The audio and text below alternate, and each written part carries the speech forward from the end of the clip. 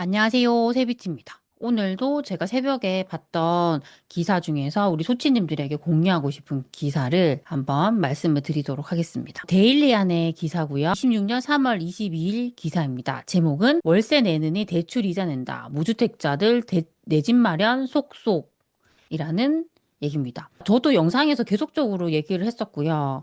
우리가 뭐 신문기사 보시면 계속적으로 나오는 얘기가 전세 매물이 급감하고 있다는 얘기죠. 특히 서울 같은 경우에도 보면 1년 사이에 전세 매물이 40%나 감소를 했다고 합니다. 지금 계속적으로 뭐 실거주 의무 강화하고 있죠. 뭐 토지거래 허가 구역으로 서울 전체 지역, 수도권 12개 지역 묶어버렸잖아요.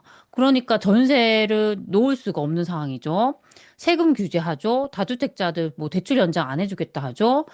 뭐 앞으로 보유세 높이겠다 하죠. 계속적으로 압박을 하다 보니까 다주택자들은 지금 집을 팔려고 뭐 처분을 하려고 계속 하는 상황이죠.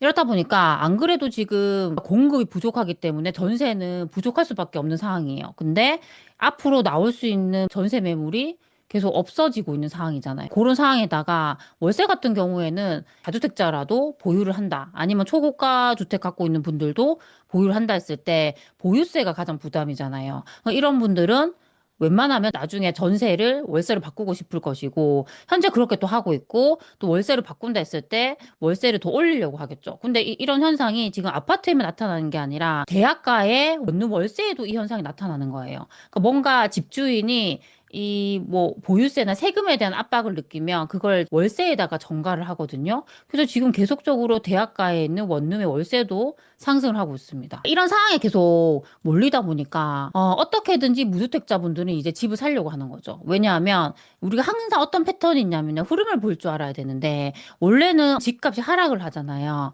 집값이 했다가 다시 반등을 할 때 사람들은 쉽사리 집을 못 삽니다. 왜냐하면 여기서 지금 집값이 올라갈지 내려갈지 내가 확신할 수 없기 때문입니다. 근데 집값이 계속 올라가는 걸 내가 확신을 하게 되는 시점. 그 시점이 보통은 전세 가격이 급등하는 시기예요. 왜냐하면 처음에 내가 집을 사야 될지 확신이 없기 때문에 더 전세를 사려고 하는 상황이 되거든요. 전세로 사람들이 몰리게 되면 전세 가격이 뛰게 되겠죠. 근데 그런 현상에다가 지금은 공급 부족 그리고 다주택자의 압박까지 맞물리면서 전세는 더 급등을 하게 되는 거죠. 그럼 이런 분들이 어떤 생각을 하냐면 선택지는 딱 두 가지인 거예요. 내가 여기서 월세로 가느냐 아니면 내가 대출을 받아서 집을 사느냐. 근데 지금 월세도 계속 급등을 하다 보니까 이럴 바에는 내가 어떻게든 대출을 받아서 집을 사는 게 낫겠다라는 판단을 하게 되는 거죠. 그래서 지금 이분들이 대출을 받아서 집을 살 수 있는 중저가 아파트, 특히나 서울 수도권 같은 경우에는 15억 이하 아파트 같은 경우는 대출이 6억까지 되기 때문에 그쪽으로 수요가 계속 몰리고 있습니다. 이 기사에도 보면 지금 전세 매물이 급감을 하고 월세 부담이 커지면서 내 집 마련에 뛰어드는 움직임이 본격화되고 있다. 그러니까 이미 시작됐지만 사람들은 늦게 움직이는 분들도 많잖아요.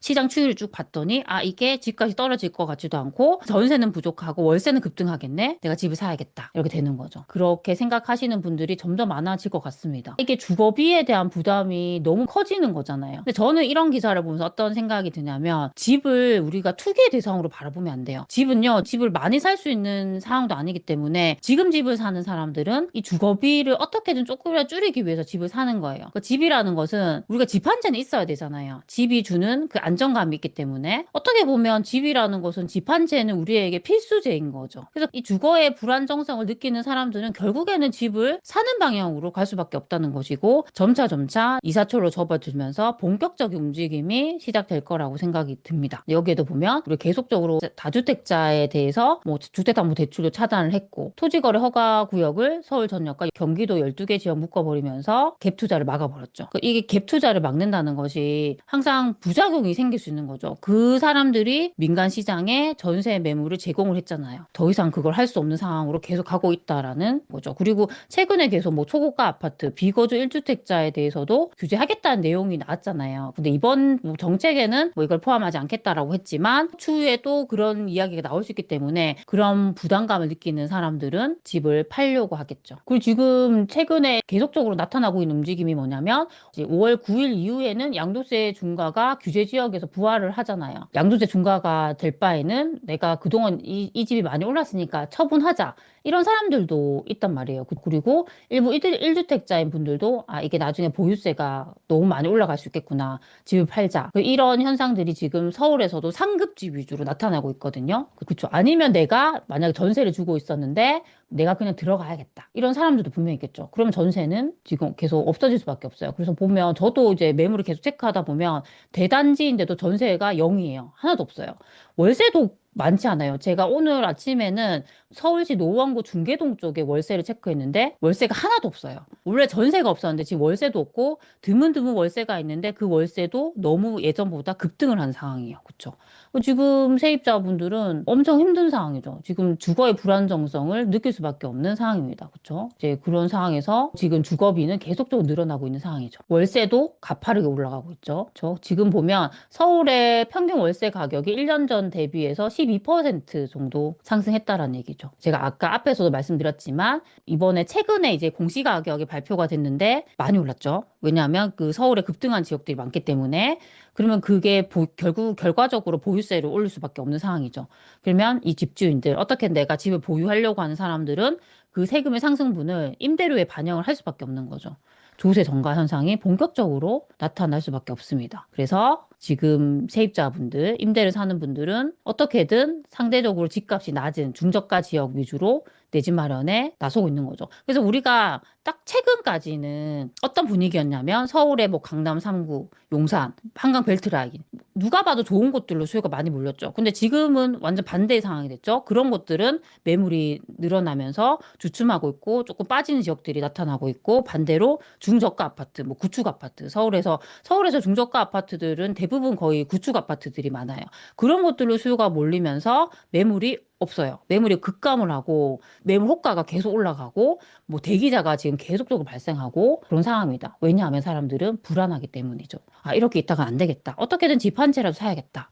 그렇게 움직이는 거죠. 그러다 보니까 노원구나 구로구, 성북구, 은평구 그렇게 좀 중저가 아파트, 보통 우리가 15기 아파트가 많은 곳들이 지금 거래가 활발했고 앞으로도 활발할 것이다. 그래서 지금의 시장의 모습은 우리가 지금까지 선호했던 상급지들 서울에서 이런 것들은 주춤을 할 것이고 반대로 15억의 아파트가 많은 노원구나 구로구, 성북구, 은평구 같은 곳들이 계속적으로 거래가 활발해질 것이라고 생각합니다. 그래서 지금 중저가 아파트 위주로 가격 상승이 나타나고 있고 그리고 최근까지 고가 아파트 위주로 많이 올랐기 때문에 그 15기 아파트는 많이 못 올랐죠. 키 맞추기를 한다는 거죠. 결국 그렇게 이제 계속 갈 가능성이 많고 그리고 지금 집을 이제 사는 분들 중에서 생애 최초 같은 경우는요. LTV 70%까지 대출이 나온단 말이에요. 그래도 뭐 지금 충분히 그런 대출을 활용해서 집을 살 수 있는 상황이죠. 그래서 지금 앞으로의 방향성은 지금 이런 곳들 로 지금 계속적으로 수요는 몰리면서 집을 사는 방향으로 많이 가실 것 같습니다. 그래서 제가 이제 이런 기사를 보면서 들었던 생각은 막연하게 급매를 기다리면 안 된다는 거예요. 그러니까 지금 우리가 이제 어떤 기사를 보면 일률적으로 아 지금 서울이 주춤하고 있다. 서울 집값 빠지고 있다라는 얘기를 하잖아요. 그 얘기만 보고 아 그럼 내가 지금 보려고 하는 이런 아파트도 급매가 나오겠지. 초급매가 나오겠지라고 생각하지만 현실은 아니에요. 지금은 거의 고가 아파트 많은 곳들은 급매가 나오고 있지만 지금 중저가 아파트가 많은 곳들은 아예 반대로 계속 매물이 급감을 하고 올라가는 분위기거든요.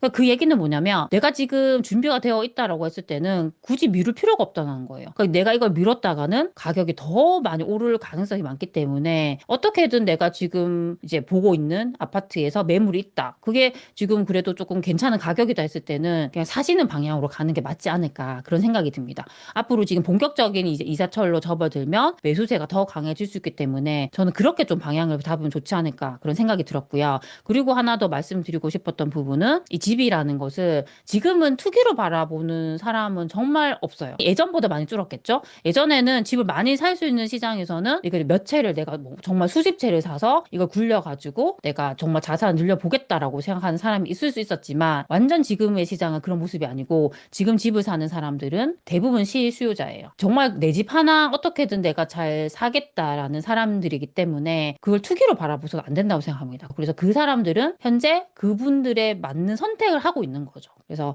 그렇게 이제 앞으로 시장을 움직이지 않을까 그런 생각을 많이 합니다. 또 앞으로도 제가 우리 소치님들에게 공유하고 싶은 기사가 있으면 빠르게 가져오도록 하겠습니다. 오늘도 정말 좋은 하루 보내시고요. 항상 힘내셨으면 좋겠습니다. 그럼 우리 다음 시간에 만나요. 안녕. 세비티 강의 및 상담은 영상 하단 고정 댓글을 확인해 주세요.